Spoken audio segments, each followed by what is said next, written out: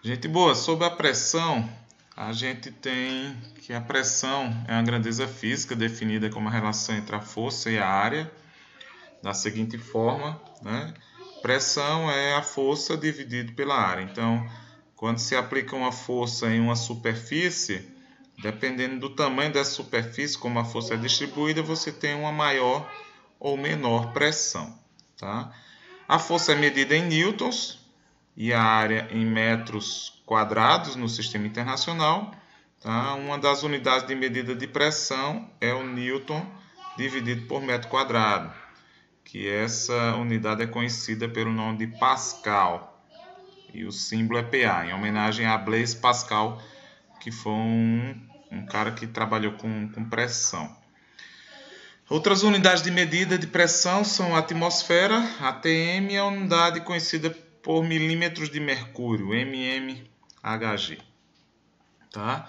A pressão ela é uma grandeza que é bastante conhecida no nosso dia a dia, e aqui eu vou falar apenas de duas que são bastante comentadas. A primeira é a pressão atmosférica, ou pressão barométrica, é a força exercida por unidade de área pela coluna de ar atmosférico acima de nós.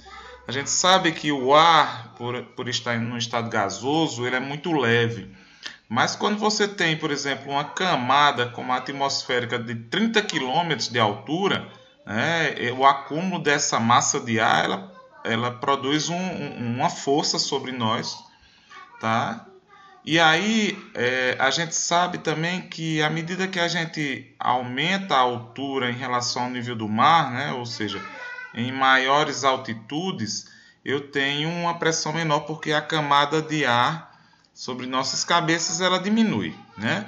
Isso interfere inclusive na mudança de estado da matéria. Por exemplo, a água em altitudes maiores ela ferve a temperaturas menores que 100 graus Celsius.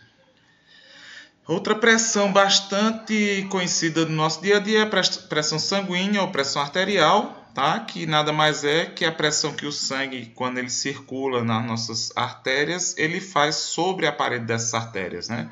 Então, o bombeamento do sangue pelo coração produz uma força que é distribuída, e essa pressão, inclusive, é uma pressão maior que a atmosférica, né?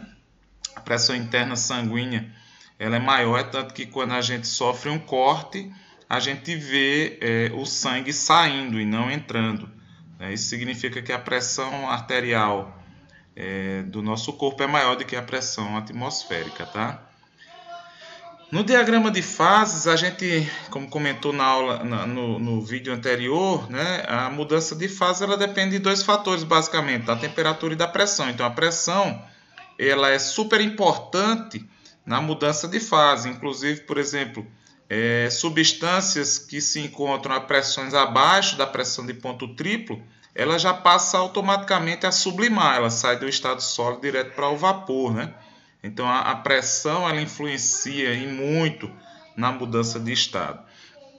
E aí, por fim, eu gostaria de apresentar aqui para vocês um exemplo de influência da pressão na mudança de estado físico, por exemplo, que a gente conhece muito bem, que é a panela de pressão que a gente utiliza no nosso dia a dia. A panela de pressão, né, por ela ser um recipiente fechado, quando ela começa a ferver a água, o vapor ele não foge, ele vai se acumulando, tá, dentro da panela. Isso produz dentro da panela uma pressão maior do que a pressão externa. Se a gente está, por exemplo, aqui em Bananeiras, em Solânia, a gente não consegue, em panela aberta, atingir 100 graus Celsius, porque nós estamos acima do nível do mar. Então, quanto maior a altitude, maior a altura que nós estamos em relação ao nível do mar, menor é a temperatura de fervura da água, tá? Então, a gente só consegue ferver água nessas altitudes com panela fechada, tá? Seu funcionamento baseia-se nos princípios apresentados, ela possui uma vedação, né? Com isso a pressão interna da parede da panela vai aumentando à medida que vamos aquecendo esse sistema, e isso faz com que a pressão interna ela seja maior do que a pressão atmosférica, inclusive chegando a 1,4 a 2 atm e fazendo com que a água atinja em torno de 120